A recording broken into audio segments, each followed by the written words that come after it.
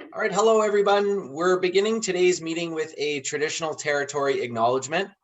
We recognize and honor that we are gathered here today as settlers on the unceded Coast Salish territories of the Musqueam, Squamish, and Tsleil-Waututh First Nations that many of us live, work, and play. All right, everyone, welcome to another episode of Veg Networking, where vegan, plant-based professionals connect and collaborate.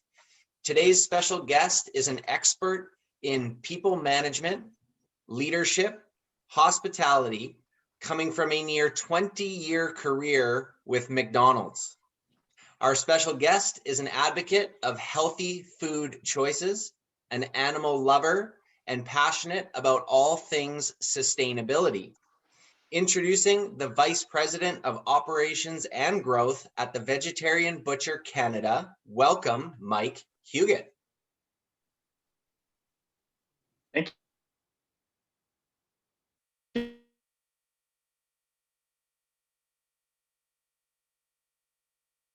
you. Thanks for having me.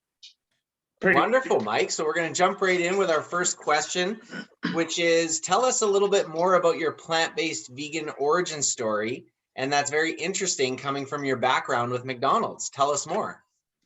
Well, yeah, thank you. And, first off, just want to acknowledge I currently reside on West Bank First Nations.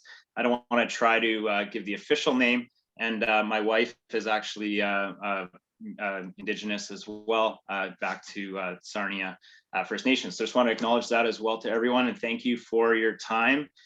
Today, my vegan story, speaking of my wife, it was all her. She's unfortunately had some health issues in her life and decided to go about plant-based going on now 5 years ago. At the time, as Justin mentioned, I was working for a different career, different restaurant path. And I'd worked there for about a year as a vegetarian and a vegan specifically. And one day I was watching this child, maybe 8-9 years old, carry a 6-piece nugget meal. And I couldn't do it. I couldn't be a part of that, knowing what I knew now at that time. So left that background and jumped right into a local cafe here in town that got me out of a big 20-year career. Spent a great summer 2019 with them, and then fall just kind of took some time off, and now here we are pre-pandemic. The day we actually the day the border closed, actually, kind of jumping ahead here, not specifically on my vegan story, but into the butcher shop. But the day the border closed back in March last year, we actually were about to sign a lease somewhere else. So it's a unique story for us as well when we get there. Yeah, absolutely. Okay, great. So yeah, you and your wife have made that decision towards vegan plant-based, and that naturally moved you into our next question, which is your entrepreneurial origin story and how everything unfolded from the beginning. Yeah, I mean, I think I've always wanted to do something on my own, rather it be going with dad to work on Saturday at the office or running a concession stand while my sister was Highland dancing. Something to keep myself busy. I always knew that I wanted to kind of do my own thing. And then fast forward to the opportunity with the Vegetarian Butcher. It was, a great opportunity to kind of lead my own path of the things that we've been working towards and fulfill our aspirations. So it just worked out for us. Yeah. So what are some trends you're noticing in your industry? Well, I mean, speaking amongst the same company, there's a new trend every day. I think the people we're talking against are claiming, plant-based eating is a trend, and we know it's not. So I think that's the first thing that we gotta compete with. But second to that, what we're noticing is the interest in, the delicious food that you can get that tastes like flavors of people that may not be familiar with plant-based eating. And that's our whole goal. We want to showcase how simple it can be to eat plant-based. You don't have to, it's not that hard. For sure. Absolutely. Now, you're opening up a location in Langley. There's one in Kelowna, the flagship store, one in Gastown. All that being said, where is your brand going in the future? So we're going to continue our BC growth. So one more spot in there is going to be White Rock, just on the last page of the official signing of that one. So it'll be buttoned up this week. So yeah, we're going to continue BC and then, jump a couple provinces and head into Ontario. I see the brand growing in there. We know there's a strong community and support network out there with, much like-minded people like us out here in the West. I think these are the hot pockets for plant-based lifestyles and what we stand for. Wonderful. Across the country, BC to Ontario. Yeah. So do you personally or through the Vegetarian Butcher Canada support any charitable organizations? Yeah, absolutely. So in Kelowna, we teamed up with UBCO, and they have a program, one of their student-led programs. At the time was called Smart Meals, and what it did is we tagged it with our green salads. So anytime a salad was purchased, would support their Smart Meals campaign, which in turn donated to the food bank. So the Central Okanagan Food Bank is what we started a campaign. We did a BC cancer research barbecue in October, as well as we did some other stuff with that charitable organization as well. So between the Cancer Institute and the local food banks, those are the two we're working with at the time. Yeah, it's really nice to see plant-based being the ones who are supporting cancer research. I'm sure we've all been to an event where we see, as vegans, we're looking at the food they're serving at this event and we're kind of, palm to forehead thinking, well, what's going on? Why aren't people connecting the dots? So that's really great that you guys are supporting that, and it makes total sense. There's total alignment there. Yeah, and I think, it's pretty dear to all of us. I mean, again, we've fought the fight of we choose to eat this way and obviously put the naysayers out of our way, but it still impacts our family. It still impacts us near and dear. It's important, right? We still got to maintain the greater good of society as much as we can. Yeah, absolutely. Is everybody hearing feedback or is it just me? A little bit. Okay. We'll work through it. The next question is, what is a book, podcast, or app?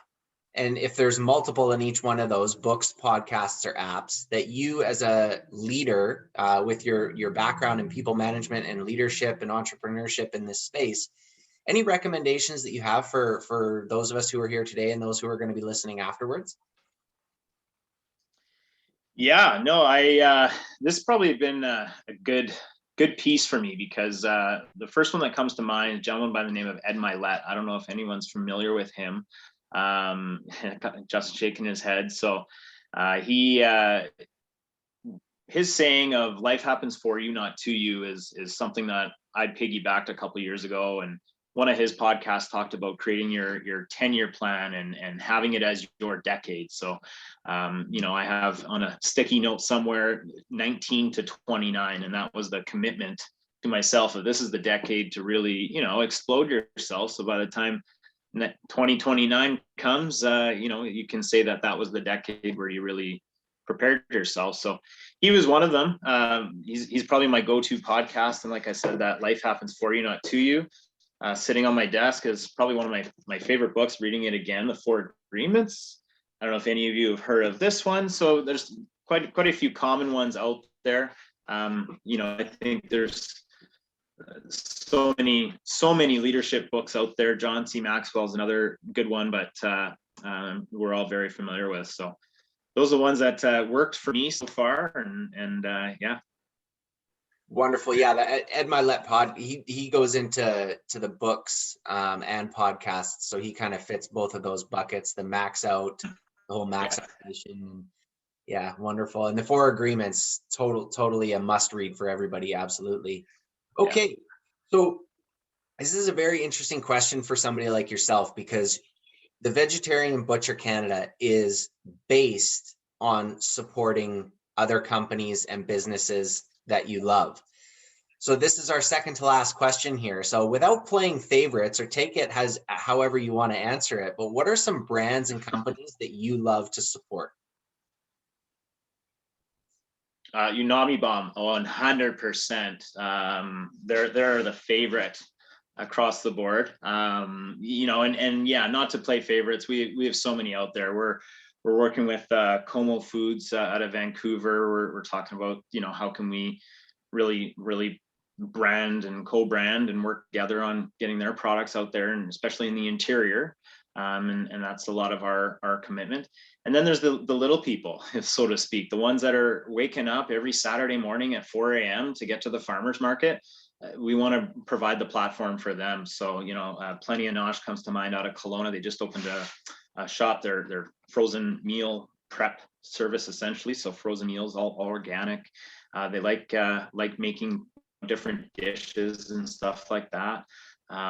Bonus Bakery down in Vancouver, we're launching their pizza pretzels and things along those lines. So yeah, we see ourselves, and as we grow in the different pockets and the different regions, we will have consistent brands, but at the same time, we're going to have those unique ones geared towards what's around there, just to create the win-win culture. I mean, that's the world we live in today. Over the past year of this is your board meeting settings. You know, we've recognized that we gotta react in that manner. Wonderful. And maybe outside of the, are there any brands that you look to that are big, that just help you move the needle within your organization and your people? Is there anybody that really inspires you? Any companies? Oh, geez. Yeah, I think, you know, I enjoy golf. So, you know, the go-to channel in the team's time for that. So you see the brands of Nike, and I can just remember doing reports of Nike in the past and remembering their story, and through, you know, various meetings of the past with the leaders using Nike commercials as motivators and things along those lines. So, you know, the big brands teach you things as you go, but being the little one doesn't mean you can't do some of those things. So none specifically would jump to mind, but you know, I think there's value in all of them, or, you know, a couple of the big guys, just to see what got them there, and especially their stories. Yeah, well, to my athletic background, that's admirable to look at those kind of companies from a leadership standpoint when it comes to athletics and team and culture. I really value that as well. All right, Mike, we are here, number 8 of 8, and it's always prefaced by, this is not the time for you to be humble by any means. We are asking for those of us who are here, and again, those who are going to be listening afterwards, what is a tip or two that you have in terms of advice for business owners and entrepreneurs?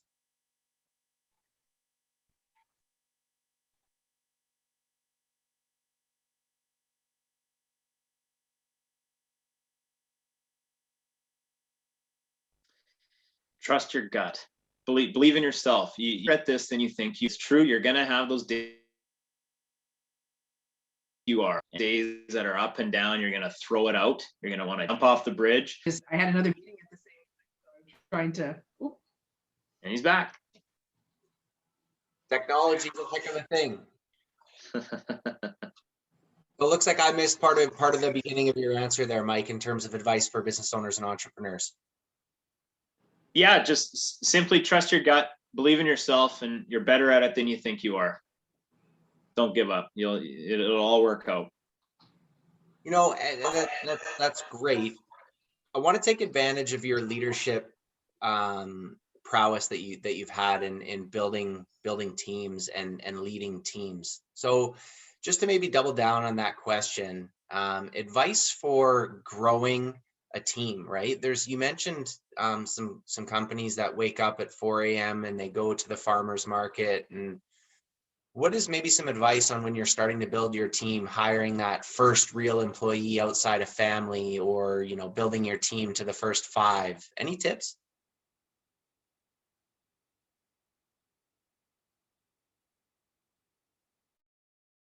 Should help.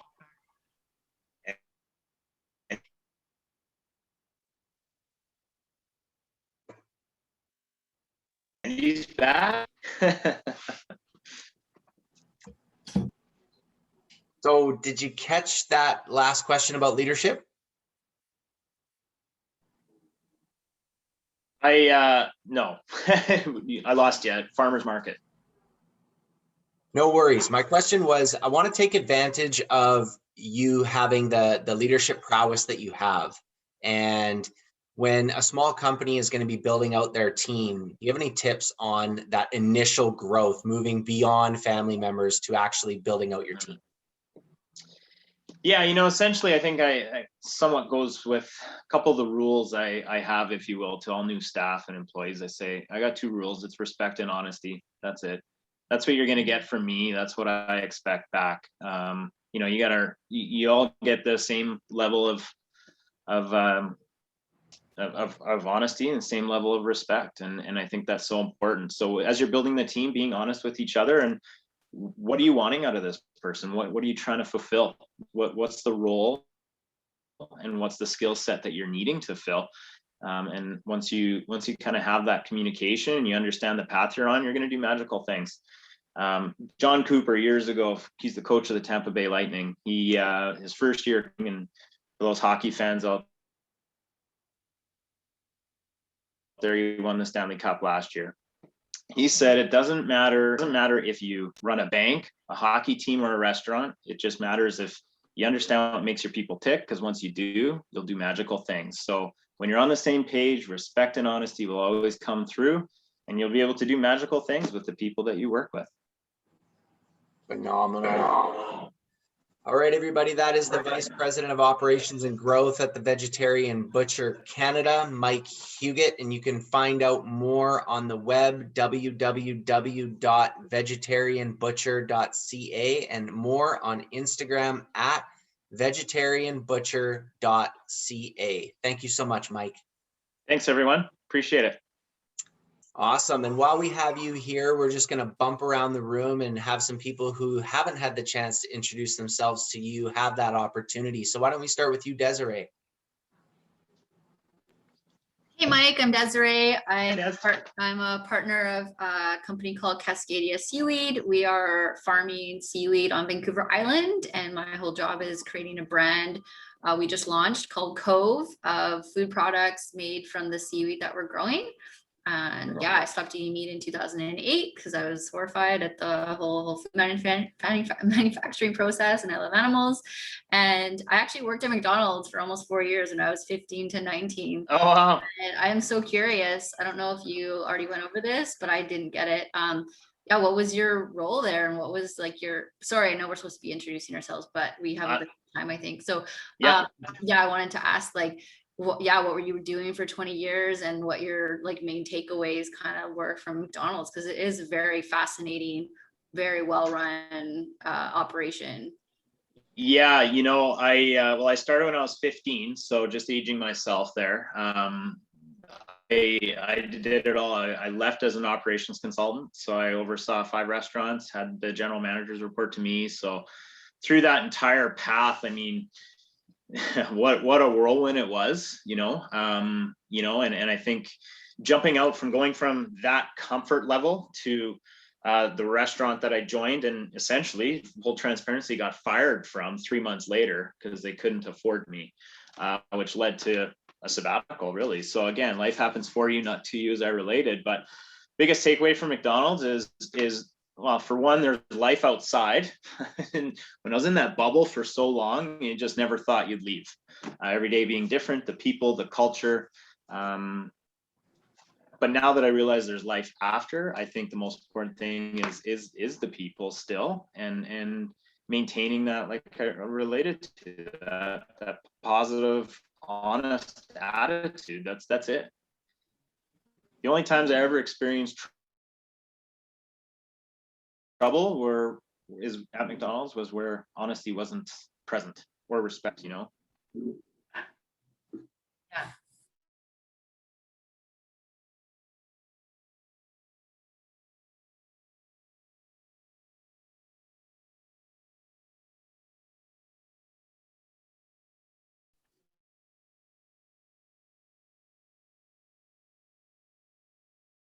Thank you. Now, what Oh, about you? What did you do at McDonald's? That's the question. That's so funny. I made crew chief. Yeah. And yeah, me and I grew up in Aldergrove. I feel like I'm Yeah, frustrating. I won't lie to that. I mean, you know, now being in a completely different paced environment where, well, I get to set the service time. Oh, how long do I want it to take to make a wrap? What is realistic for us versus, you know, having someone tell us, which is a cool part.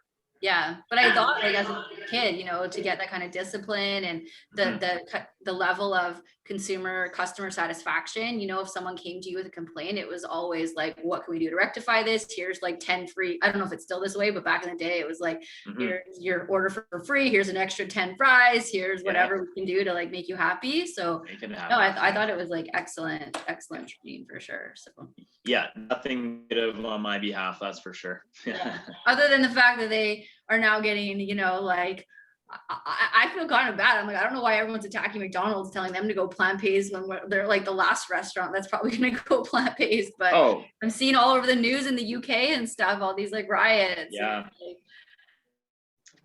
It's quite insane, and they've tried a couple things I've heard, but I mean they are what they are. I mean they're not to, you know, they're big chicken producer. They're everything we don't want, right? Why we talk? So it's good to get out of them, and regardless, I mean the training and the people, doesn't matter what you eat. Yeah.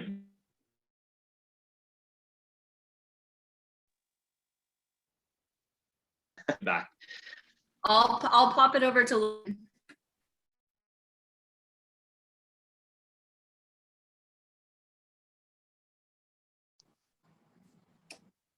Sure. Well, we've met. Mike and I go back to Veg Butcher. Maybe I'm a co-founder of Umami Foods. Yeah, and we're just excited to be like a part of the Veg Butcher journey. It's been great working with you guys. Thank you. Likewise.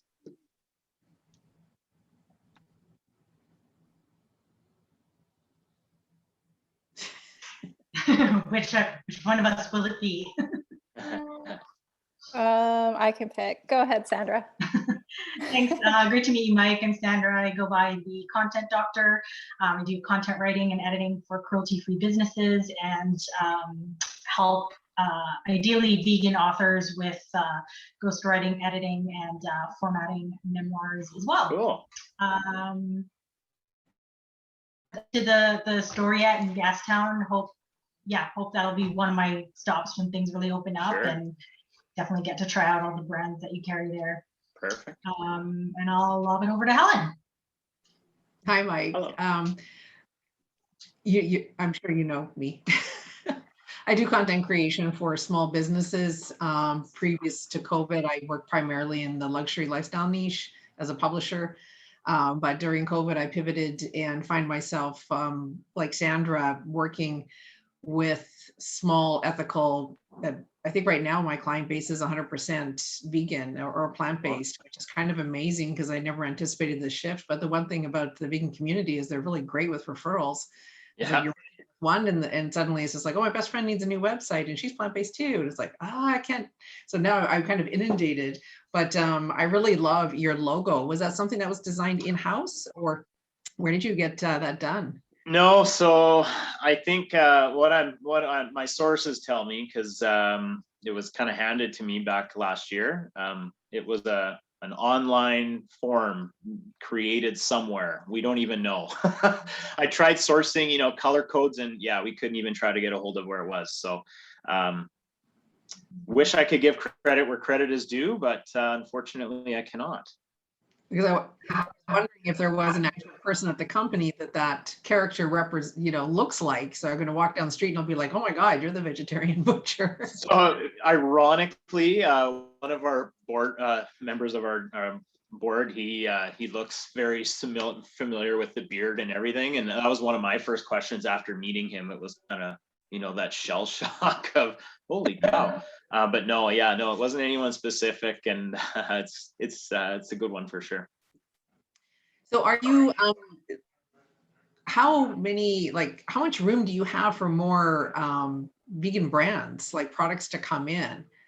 Oh, I think we'd be foolish to ever say a number. I think at the end of the day, you know, it's what the customers want. And when the customers continue to buy it, we'll continue to bring it in. If it turns out to be, you know, stale, then we'll evaluate it. But especially when we launched, we just said yes to everything and threw a whole bunch of things at the wall. And, you know, now it's kind of picking off what won't work or what isn't working. But, you know, I think there is a little competitive edge in me to make sure we have as much to close to be the first ones to launch a new item or a new, you know, popular item. Like Just Egg, for example, did really well for us when it was available for retail. So, you know, we'll always take a look. I think, you know, for us, we're wanting to really focus on being the destination. So if it's a big national brand that we're probably not going to be able to achieve high power with anyways, and it's going to be cheaper to buy it at Save-On than I can even buy it for. You know, those types of brands, you know, we're going to kind of leave away, but the local ones, like I said, we'll always make room as much as we can. Without mentioning a brand name, was there an item that you thought would do amazing, but just absolutely did not work at all? First, actually, the opposite first one comes to mind. I will answer that. So the one that I thought would totally not sell at all, that did sell was it is a juice. And this price point on this juice is $12 for your average size. And I just thought, this is insane. No one's buying. I'm sold out every week. So that one was the first. I have a running joke with one of my reps about olives, thinking, you know, charcuterie, cheese, and the wine. And so let's get some olives. I know we've had some olives on our shelves for quite a few months. So we're not really in the olive business. So that's kind of where we laugh about that. And any referrals I give her, I make sure that they know not to take olives from her. So you always have fun with the vendors when you can. Perfect. Great. All right. Yeah, Mike. So Vegan Financial Advisor, that's my brand. I'm in the wealth management and company benefit space, particularly helping business owners, families, individuals use insurance to help grow and manage wealth. And then, of course, when it comes to company benefits, as you know, coming from your background and where you're at right now, most people say customers are number one, but it's really the staff. You know, you treat your staff like number one, and then in turn, they're going to treat your customers like number one. So really helping companies take care of their people is what I'm really passionate about doing, and just love what I do. And yeah, that's just a little bit about me. And I'm really thrilled to be able to have this conversation, even though technology was kicking me in and out today. Yeah, no, all good. We mustered through, no problem. Wonderful. All right. Well, that ends our time together with Mike Huget of the Vegetarian Butcher Canada. Any last remarks, Mike? No, thank you all for your time. Keep us in mind if you have events, or, you know, once we start opening up and catering, we'll get it to you. We're just launching delivery out of Gastown, so depending on where you are, we can find a way to get it to you as well. So we're happy to be out there, and by all means, anyone want to reach out after, please do. Wonderful. Mike, Helen, Lauren, Desiree, Sandra, thank you so much for being here today. And everybody who's watching on the replay, have a wonderful day and take care. Take care, guys. Thanks. Bye now. Everyone, have a great